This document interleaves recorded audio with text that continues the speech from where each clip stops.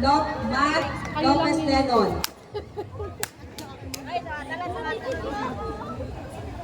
St. Anthony, School of Matain, Filipino major na, Menes Bea, Padilla Natanyag Jr. at Paraat Maryland. Pamatawan Integrated School, Kabiling Danica May, Hilario Jinky, Lubong Darlene, Ladrillo Gianna Rose, tsaka si Pinlac Disaila. Filipino, Aguyaoy Rizel, Behet Cecil, Cruz Catherine, and Medina Mark Robert, Matt, Paisa Joanna, and Susana J. Mark. Kami yun! Lagyantok High School, Azucena Darvelin, Basas J.L., De La Cruz Nicole, Kusayan Helen Grace, Marangal Jasetan, then Filipino, si Casas Dalisa. Daisa, Agusuin High School, naging isa lang, Aris Jude Agustin.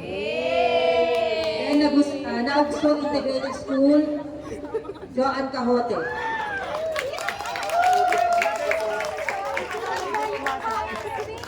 Subic National High School, Social Studies, Alvarez Christian Paul, Ordillas Patrick, Cagnan Christian Deo, De Guzman Jenny, Labang Mary Ann, Maceda Matthew, Mantes Danica, Mon Jocelyn, Neira John Ray, Pedregosa Altea, Perez Trisha, Rojas Jana, Lorenzo Aubrey, Azulis Elaine, Quintana Sigrid, De La Cruz Teresa, Luna Bradley, Buqueron Aret Quinto Venus, Comoda Katrina.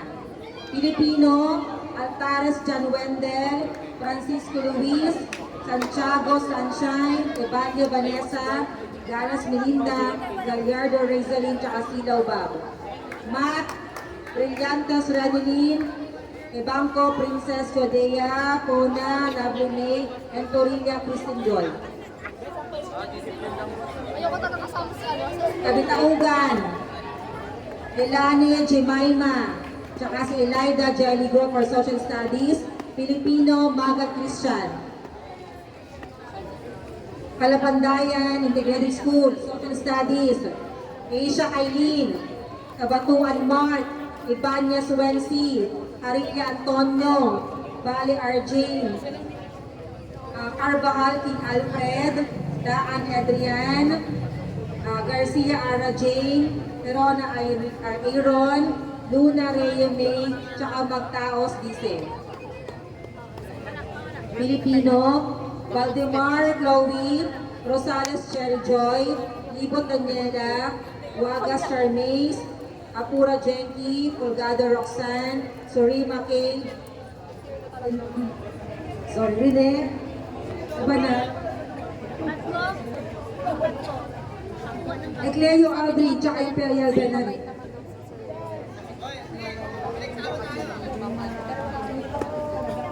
Aningway, Filipino, Alin Jovan, Aningway Integrated Tohadol sa Sinchogala.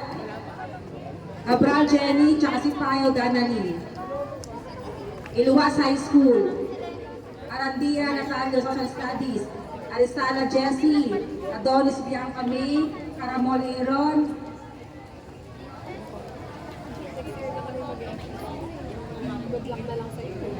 Asensio Mariel, Ragintin Gerald, Manglikmot George. Filipino, Villas Elisa Camille, Vicente Radiel. Matt, Asuelo Aldrin, Etang Rose Ann, Martinez Ana Nicole, and Prado Princess.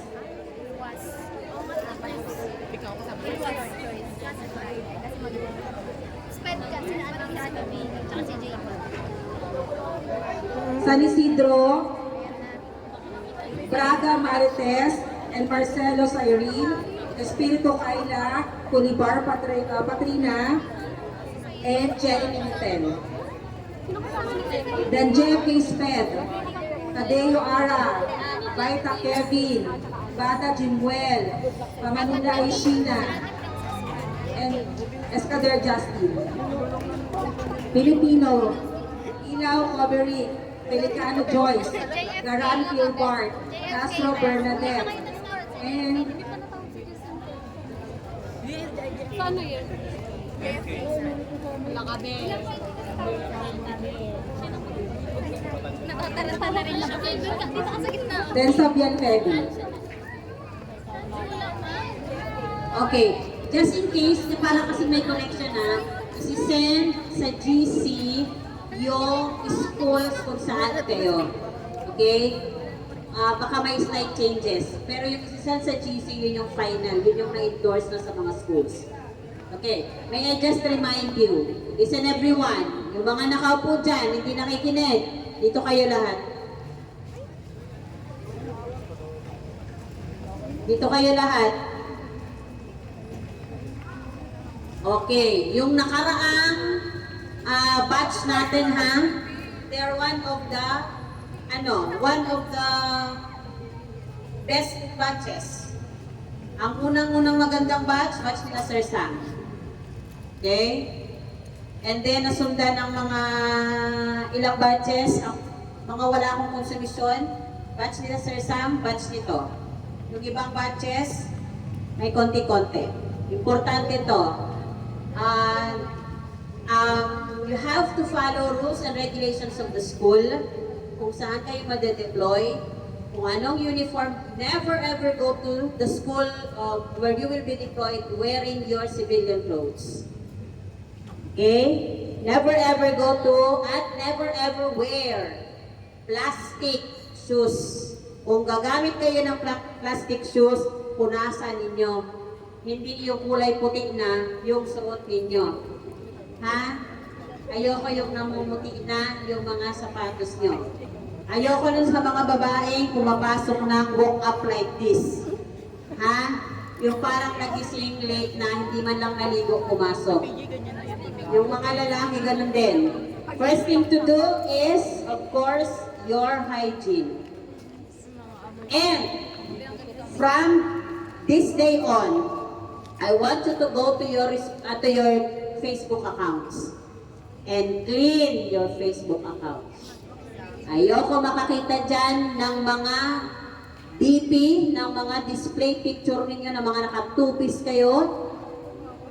Kung meron kayong for the LGBTQIA, kung ang boyfriend mo ay, kung ikaw ay may boyfriend from the LGBTQ, ayoko nang ang picture ninyo ang magkasama dyan. Kung ikaw ay lesbian, ayoko yung girlfriend mo at ikaw ang may picture dyan. I want your Facebook to be clean and worth the respect of your students. Yung tipong pag inopen nila ang Facebook ninyo, makikita nila ang respeto kayo. Ayoko yung nakatupis kayo, ayoko yung may rant-rant kayo sa Facebook nyo, ayoko yung nakikipag-away kayo. Yung may utang sa akin, magbayad na. Oy girl, ba't linagaw ang jowa ko? Ayoko ng mga ganon-ganon ang makikita sa inyo. Ha? Clean your Facebook. Tandaan ninyo ha.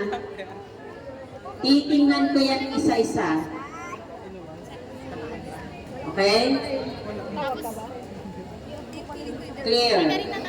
At higit sa lahat, this thing happened in the past. May mga PT tayo na nanliligaw ng mga estudyante nila. Maniwala kayo sa akin. Patitigilin ko kayong mag-practice teaching. Merong nangyari, merong pakinig. Natawa-tawa kayo pero gagawin ninyo. Merong previous batch, BE Ed, nagpa-practice teaching, syempre elementary. May hawak na grade 6, niligawan yung grade 6. At higit sa lahat, in love siya dun sa grade 6.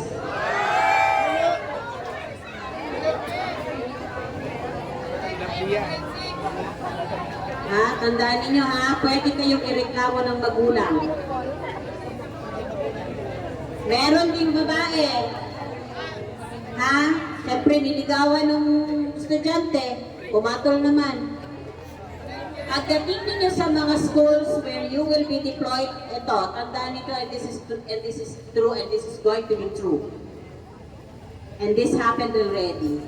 Kung dito sa kolehiyo, ni walang nagkakakras sa inyo, pagdating nyo sa kung saan kayo, gwapong-gwapo, gandang-ganda ang mga estudyante nyo sa inyo. But do not take advantage of that. Maniwala kayo sa akin, maraming beses na yan. Babadadating sa akin ang balita, Ma'am, ang daming may crush kay ano. Ha? Pero kasi, ang tingin sa inyo ng estudyante nyo, you are an authority. At kahit hindi kayo masyadong kagwapuhan, kagwapo-gwapo ng tingin ng mga estudyante nyo sa inyo. Kaganda-ganda ninyo sa paningin ng mga estudyante ninyo. It may sound a bit funny, but it's true, and it is a reality. It has happened in the past. Okay, next. Meron naman isang PT. Naging close sa city. Yung city, naging very trusting sa PT niya. Pinapagamit pati laptop. Etong si practice teacher na adelantada, binago yung password ng laptop ng city. Diba? Nakakahiya. Nangyari yan. Ha? So, wag na wag kayong makikialam ng gamit ng mga teachers ninyo. May isa pa. Nag-create siya ng GC. Hindi alam ng cooperating teacher. Yung pinacheck sa kanyang papel ay, kunyari set A. Ginawa ng set A, exam ng set A. So, hindi pa nag-exam ang set B. May GC siya ng set B. Yung papel na chinek niya, pati correction, sinend sa GC ng set B. Para lang maging malakas siya dun sa klase niya. Never ever do that. Meron pa. In-invite sa bahay niya ng lunch. Oh, kahit ano pa man yan, kabutihang loob kasi naawa po ako, hindi nyo pa rin dapat gawin. Meron pa, nag-invite, birthday niya, inimbita yung mga estudyante niya ininom sa bahay nila. These are instances, ha? Okay? So ngayon kasi wala pa kayong boyfriend, wala kayong girlfriend, at baka marami sa inyo hindi pa naranasan magka-boyfriend, at hindi pa naranasan magka-girlfriend, this is not your chance to have a girlfriend or have a boyfriend. Not your chance. Tandaan, ha?